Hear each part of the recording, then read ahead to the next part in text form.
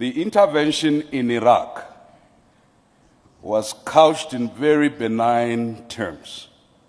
The intervention in Libya was couched in benign terms.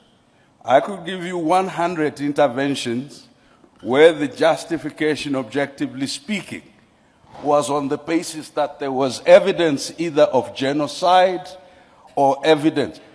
I'm sitting in Rwanda. The international community stood by as the genocide against the Tutsi happened. Yet in the same year, they were intervening in West Africa.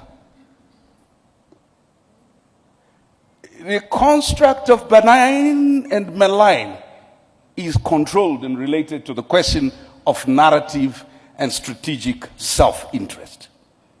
We've often not paid enough attention, and thank you, Chairperson of the African Union, for educating us on how the international fora of decision-making, the Security Council, and other fora, including at some stage how we transact within the International Criminal Court and other platforms.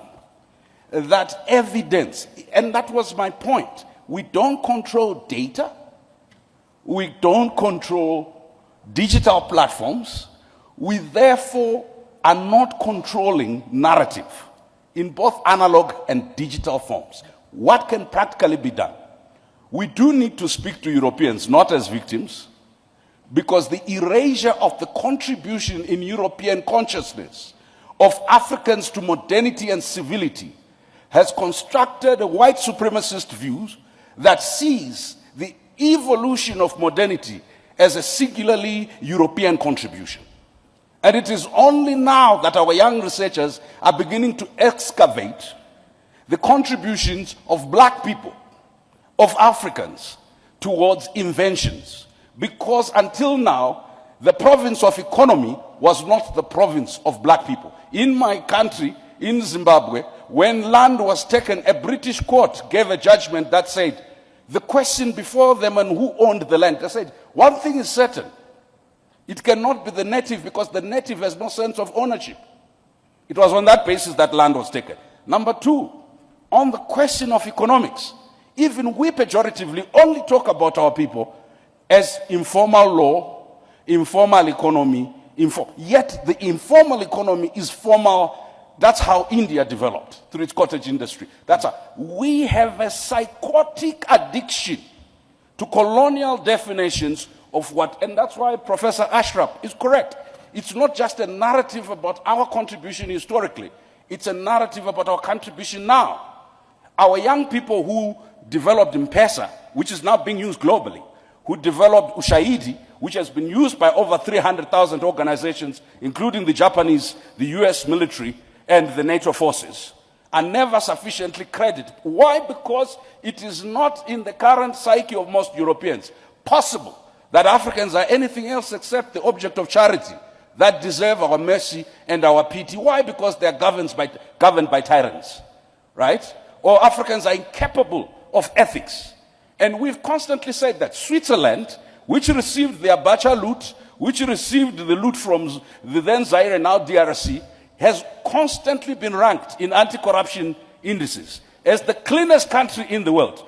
PLO and I are lawyers. The receipt of stolen property is theft at law. How is it that you will have Nigeria and Kenya ranked so far, and yet the country that receives the money ranked so up? I think that if you're changing narrative, you also have to change behavior.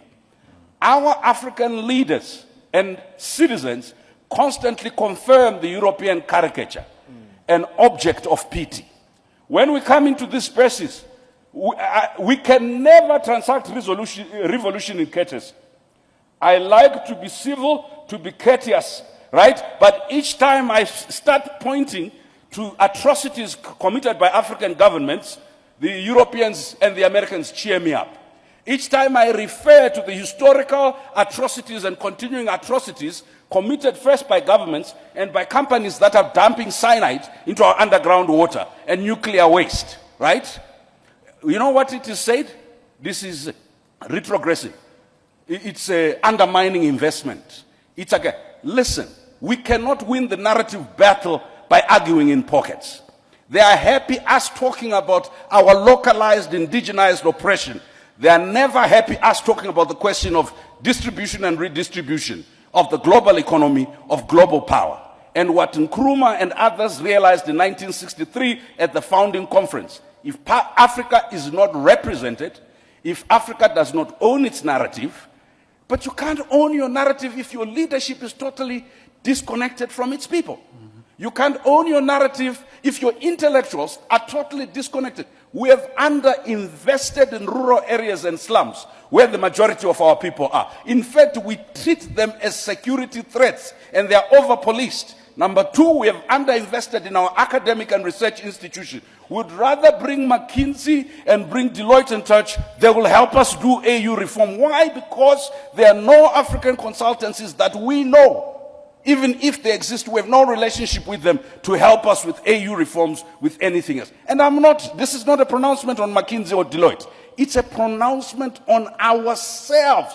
We have not, as a leadership, begun to recognize that the native is capable of knowledge. The native is capable of economy. The native is capable of invention. You can't change the narrative if the starting premise is we're trying to be like Europe and to catch up.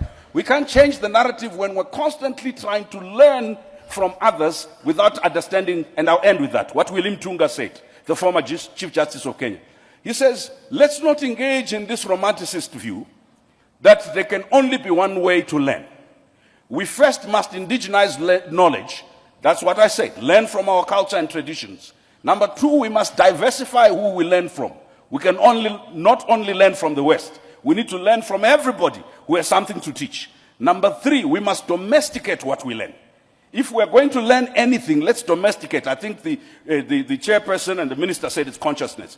Narrative is first and foremost by realizing self-worth, self-belief, and looking inward so that when you look outward, it is to supplement not a vacuous state of nothingness and inferiority, but it is to supplement a very stable, solid foundation where your culture, where your values, where your value for people is important.